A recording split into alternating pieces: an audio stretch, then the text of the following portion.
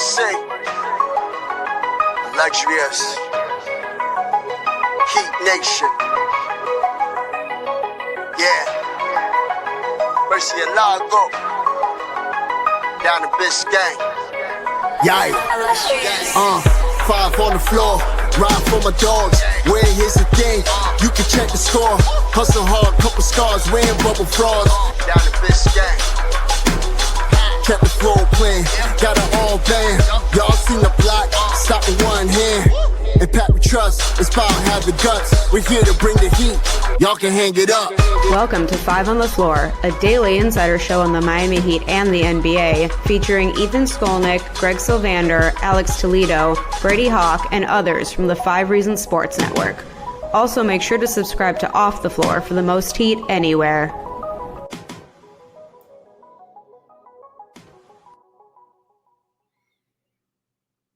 Yo, welcome to another post-game edition of 5 on the Floor. I'm your host, Greg Sylvander.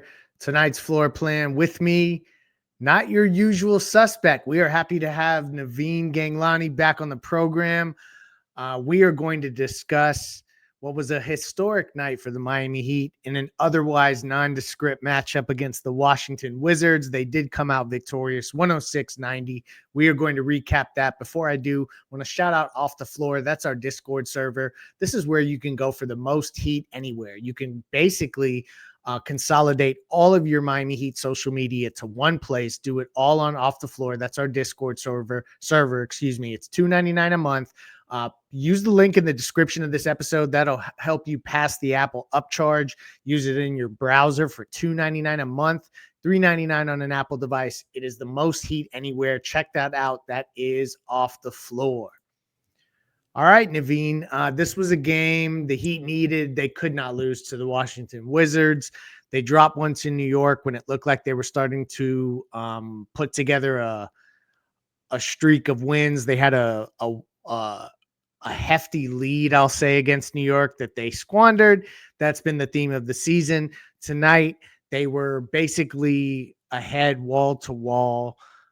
Your initial thoughts, we're going to get into Bam. We're going to get into the plays of the night and things like that.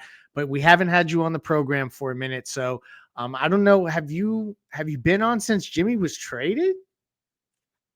No, I think the last time I was on was when I discussed with Ethan about Tyler's inclusion in the All-Star lineup. That was the last time, yeah. So wait, actually, Jimmy was traded by that time, right? I don't think I've gotten this is basically where I'm going with this. I'm interested to hear, as the Heat basically have somewhere in the neighborhood of 20 some odd games left in this season. What are your expectations for the rest of the season? And then we're going to get into this game specifically, but I'm interested for you to add that perspective because we don't have you on the show every day. Yeah, well, of course, always great to be here. I feel like the championship expectations we might have had the last few years in this Jimmy window is absolutely out of the door. They're not championship contenders right now. The most we could probably expect of them is maybe to make the postseason, because I know a lot of people recently have been kind of rooting for Heat losses, maybe to get higher in the draft pick possibilities. I know the changes in the lottery scheme and how the odds are done have kind of given people hope that even if maybe you don't have the worst record, you could probably get a top 3 pick, because Atlanta did get the number 1 pick last season, right? And I understand where those people are coming from, because, at face value, it kind of makes sense what they say sometimes, right? That do you want to just be a first round exit to Cleveland or Boston as a team getting out of the play-in? What kind of long-term rewards do you get out of that compared to maybe getting a high lottery pick and what's expected to be a loaded class? But we know at this point the Heat, especially with Spoelstra leading the way in the coaching staff, if they have the chance to win, if they have the chance to be competitive, they're going to take it. And some people might get irritated by that, which I understand. But that's also one of the reasons why many people, I feel, love the Heat. The Heat fans do, because they're always going to try to be competitive. Now, do I think they'll get out of the play-in? I think so. I think they're, given the recent signs, they're probably better than Atlanta. Not so sure about Orlando. So I think they have a chance to make the playoffs. I think they're a first-round exit. But I'm kind of looking at these final games as like the prelude to next season. So what can you get out of Pelle Larsson? Like we saw today, he had a solid game. what else can you get from the Ware Bam combo up in the front court? I hope that Khalil's not out for too long because he was really showing great signs. How much more of a leadership role can Tyler Hero take? There have been some really great days. There have been the occasional bad days, like in the game against the Knicks. I thought that he didn't have a great decision making day. Agree. And what else are you going to get out of Davion Mitchell? Can he be a point guard that you can sign long term to lead this team?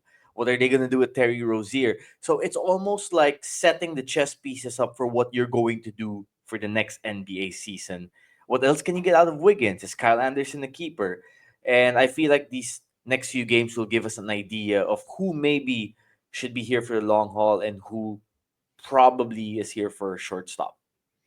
I think that's the prudent approach to watching this basketball team right now, because you're right. The contender stuff is out the window.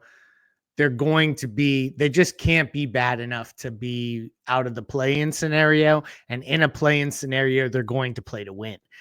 Whether they win or not is another conversation. And they could play very hard and still lose in the play-in and end up in the lottery. But that's not what they're going to try to do. So I think that your approach and your expectations have adjusted accordingly, and that's probably the smart way for most Heat fans to approach this, because you are in a straight up evaluation period where you're figuring out, can Tyler and Bam be pillars of a build? Maybe not the two pillars. You probably need another one, a headliner of some sort. But there's lots of stuff you're finding out about this team. Let's dive into this matchup specifically, and we're going to tee it up by using our Aggressive Insurance by Lynette Player of the Game segment. Let's go to it. And now it's time for the Aggressive Insurance Player of the Night, sponsored by our friend Lynette. You can find her at insurancebylynette.com. That's with 2 N's and 2 T's, insurancebylynette.com. If you need car insurance, renter's insurance, homeowner's insurance, or any other type of insurance, she's the person to go to. Based in Lauderhill, she services the entire Tri-County area here in South Florida, and she will make sure to get you the best deal. She'll probably talk to you about the Heat while you're at it. Reach out to her, insurancebylynette.com. And now, the player of the game. So we're going with none other than Bam Adebayo, who tonight passed Ronnie Cycli for the most double-doubles in franchise history. I think the number was 222, if I heard correctly. That's a big achievement. Cycli obviously held that record for a really long time. Bam is finally broken out of the funk that we saw early this season. Yep. I think that is, if you're talking about one of the positives of the second half of the season, I think it's seeing Bam get back to the player we thought he would be at the beginning of the year. He's not relying on the 3-point shot, so maybe that needs to be, we adjust our expectations there, but he's getting to his sweet spots. He's looking more confident. He's playing well. Tonight he had 19 and 15 with 5 assists in 31 minutes.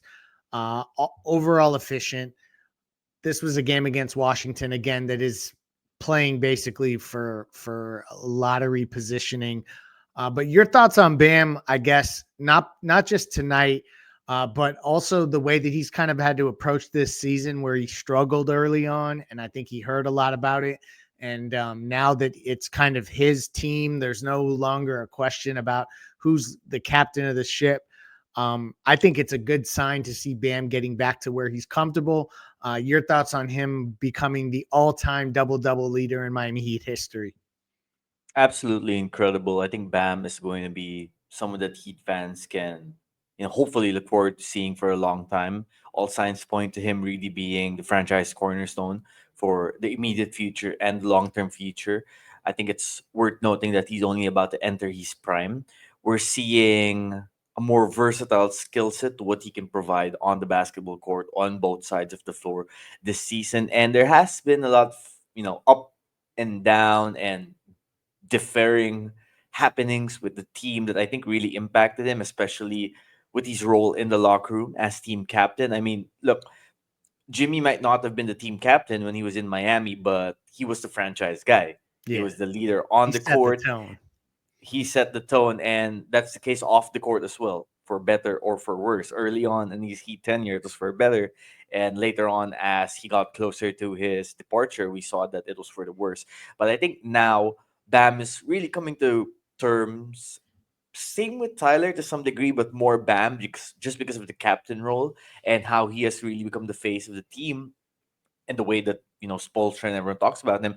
He's really coming to terms with the fact that okay, it's my team. I'm going to take this. I'm going to take responsibility. Going to put these guys, you know, on my shoulders. Going to carry them, and I'm going to produce on the court too. His numbers have improved exponentially compared to where he was early when the calendar year flipped. Just for comparison's sake, in January he averaged 15.4 points a game, 9.9 rebounds a game, 4.2 assists a game on 48.6% shooting, 26.7% from three-point range, 75.4% from the free throw line.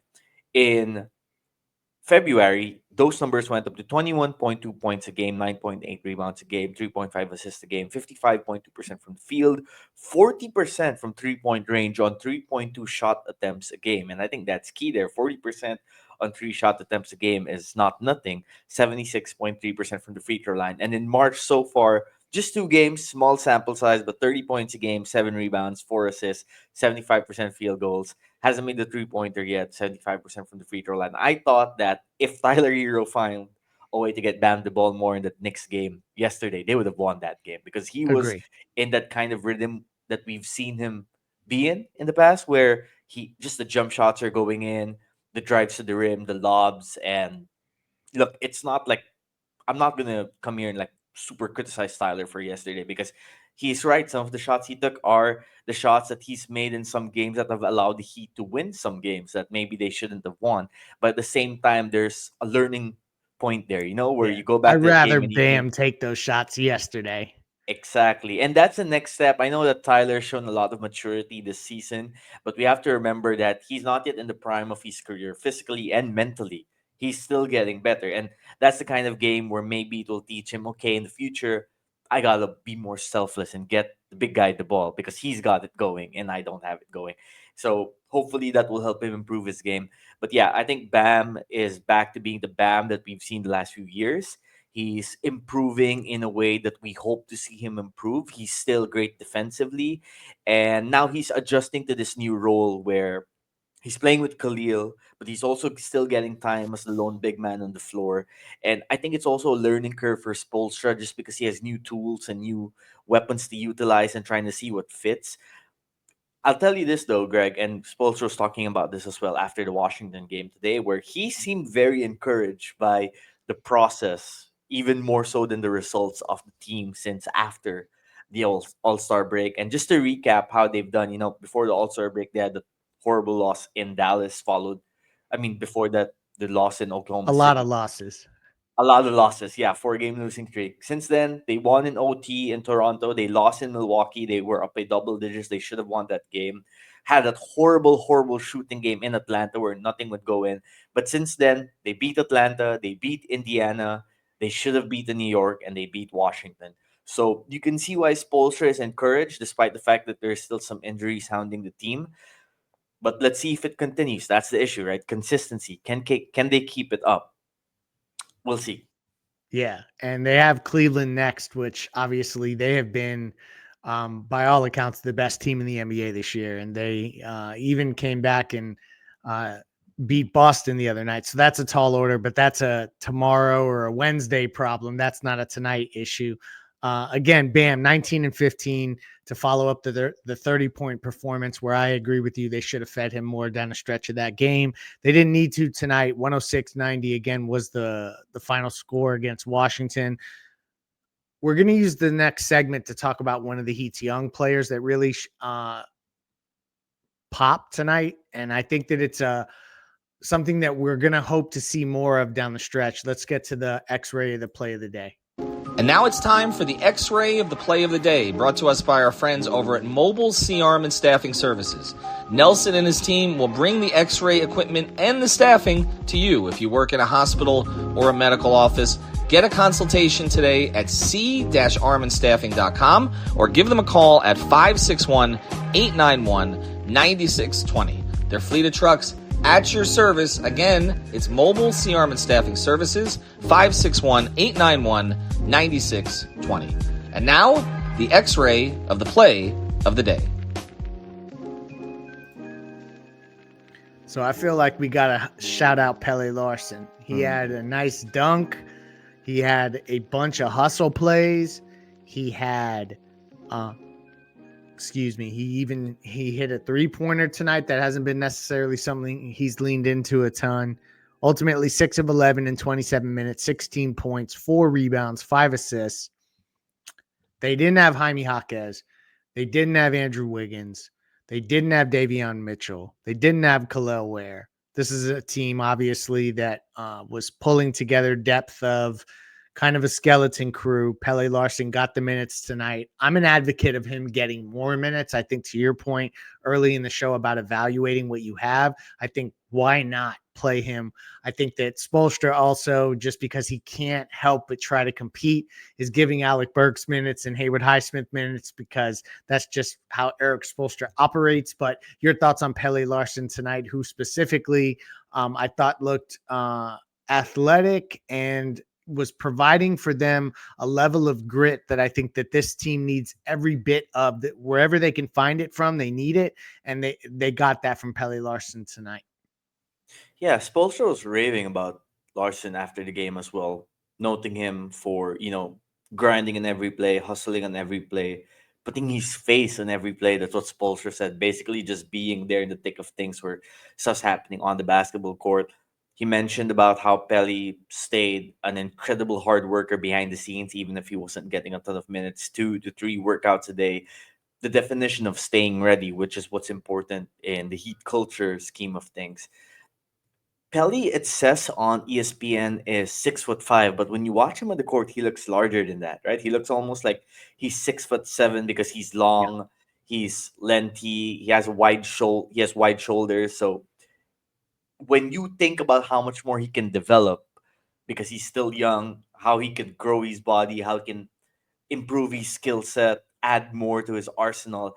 You're looking at someone who might be a keeper in the long term. I'm not saying he's going to be a star. I'm not saying that he's going to be someone who's going to win awards, but in an 8-man rotation and a 7-man rotation in the future, maybe a few years down the line, could he be someone that you could rely on? Possibly. I mean, we've seen some encouraging signs, but at the same time, too, the consistency is key there. Can he improve his 3-point shot? Can he improve with drives to the rim, some of his decision making? And that's part of the process. He's going to learn that with the Heat coaching staff. I thought Spolster said another interesting thing where even in college, Pelly was more of a role player. And because he Mhm. was a role player in college, a lot of teams might not exactly be drawn to that because they want to get the stars, the top of the top, right? But the Heat, we know they operate differently. Spolster said that they like that. They were attracted to that, seeing Pelly excel in being a role player and seeing how that could fit their team. So it sounds like they have long term plans for him, and I'm eager to see how much more he develops. I'm not sure how many minutes he's going to get when everyone's healthy, like Jaquez, Yeah. Jovic, Highsmith. You got Kyle Anderson there as well, and now you got Khalil and Bam playing in the front court together. But we know that there are many moving pieces in the NBA at all times, and ultimately he might be the guy that stays here and gets the opportunity to show what he's capable of. Yeah, I mean, I thought other than Bam getting the double-double uh, record tonight and the Heat obviously getting a victory and kind of overall, they basically, were winning this game end to end. The other story, and Duncan continues to play well. I want to shout him out, and I'm going to get to a few others here in a moment. But Larson's development tonight was the other thing that jumped off the page. So definitely felt like that was a move in the right direction for him. I don't know, to your point, if he's going to get enough playing time for us to even really evaluate his go forward position. But also, this team is always looking to consolidate and trade for a superstar, and you may end up with just your lower salary younger players left at that point, and then Larsson gets put into, he's cast in a role that's bigger than you expected all of a sudden. So it's good to see him at least play well. It's against Washington, so we're going to, I guess you have to qualify everything by saying that. And by the way, let me just say that Alexander Sarr, I was not impressed by him tonight. Gave me major Christian Wood vibes. I said it on playback today. Hopefully it's just a bad night from him because I don't want to judge him, obviously, on one game where he played 25 minutes, but I was not impressed with him at all. Let's get to our final segment, Defending the House. That's where I'm going to give a shout out to a few guys that have been taking I won't say shots, but they've been definitely criticized recently by Heat fans. We'll get to that with our Defending the House segment. And now it's time for our Defending the House segment, sponsored by our friends over at The Real Estate Shop. You can find them at realestateshopfl.com. That's with 2 P's and an E, realestateshopfl.com, or at the Fort Lauderdale Realtor on Instagram. This is Javier Iglesias and Amanda Martin. They help buyers and sellers in real estate. They're nimble and protective of their clients. They service the entire Tri-County area. That's Miami-Dade, Broward, and Palm Beach counties with a proven on-market strategy. The Real Estate Shop sellers earn the most money in the shortest time frame because Amanda and Javier have a deep understanding of the local market. So check them out. Again, it's at the Fort Lauderdale Realtor on Instagram, realestateshopfl.com, or give them a call at 954-268-9812. And now, who defended the house? Well, I wouldn't say any of these guys defended the house, but I'm going to defend the house by saying that Terry Rozier was not terrible today. He actually played okay basketball. He had 5 assists. He had a steal, only 3 turnovers, 5 of 12 from the field. I mean, what else can we expect? I think in a game where he gets 35 minutes, Heat fans are just hoping that he can be relatively efficient and mistake-free, and he was relatively close to that. The other guys I want to shout out, and then we'll get your final thoughts here before we close up shop. Kyle Anderson. I know slow-mo can be hard to watch at times, but 3 steals, 2 blocks in limited minutes. That is something that I think Spoelstra, I wouldn't be surprised to see him trust him in high leverage situations down the road. And then lastly, Kevin Love only played 12 minutes, but somehow, and I don't know how the hell he did this because I don't remember watching it, he got 9 rebounds in 12 minutes. So shout out to those guys for playing their roles. The Heat get the victory, 106-90. Naveen, your final thoughts before we get out of here. Yeah, we went from thinking of Terry Rozier as the missing piece, a championship contender, to he didn't play terrible. Let's be happy. This is true. That's rough. Yeah, it's been a very tough season. 2 games below 500. I tweeted this before the Wizards game that the Heat have lost 15 games this season where they were up by double digits. And Wow. if they win even just 7 of that, if they don't screw up even just 7 of that, they would be the 4 seed in the Eastern Conference right Says now. it They would all. have home court advantage. And I know Spoelstra said that he doesn't care about the blown leads. He cares more about the process, which he did against, after the New York game. And Bam said something different. But you can understand the frustration that Heat fans and people who follow this team have. Just because even today against the Wizards, they go up by almost 20 in the first half. And then And it sometime got there in the third close. quarter, the lead goes down to 8, and then there's a Wizard about to pop a 3 to cut the lead to 5, and you're like, here we go. Thankfully the shot didn't go in, and the Heat were able to get the lead back up. But that's the Wizards. And it's frustrating too because you look at some of the blown leads. You're up on the road against OKC, Mhm. up by double digits, and you blow. That would have been you're the up- best win of the season by my. Sorry to interrupt you, and they completely Go for it, blew yeah. it. Absolutely. You're up by double digits both times at home against New York this season. And you blow the opportunity both times as well. And we can go on, and Milwaukee, it's happened too, right? We can go on and on. So I can see why people might think, okay, the positive side of it is they're capable of building leads against these good teams and competing against them. And if they can just learn how to keep these leads, then maybe they can compete against the best of the best and you can see a good playoff run. And some people on the other side of things would be like, oh, it's fool's gold. And the blown leads are actually indicative more of their lack of talent. It's just such an unpredictable Heat season. I don't know where it's gonna go. They could lose the next 5 straight games. I wouldn't be surprised. They could go 4-1 in the next 5 games, and I won't be surprised. The one thing that's been predictable, unfortunately, is that when you're relying on them to play good or live up to expectations, they usually don't. And I think they don't have the talent to be a legitimate playoff contender, like we mentioned. So it's just the last few weeks now will be about, okay, who are the keepers? Who are the good guys? What can we enjoy from the season that has just been doomed to fail, honestly, from the start, the moment that Dwayne Wade statue came out and the whole Jimmy Butler news came out. And then let's retool for next season, maybe make a few moves and see where it goes from there. And in the meantime, just give these guys the opportunity to grow, get confidence, and be better moving forward. Yeah, I think you're onto something, and then this has been a tough season. And so tonight, a game against Washington, a lot of people are kind of like yawning through it, frankly.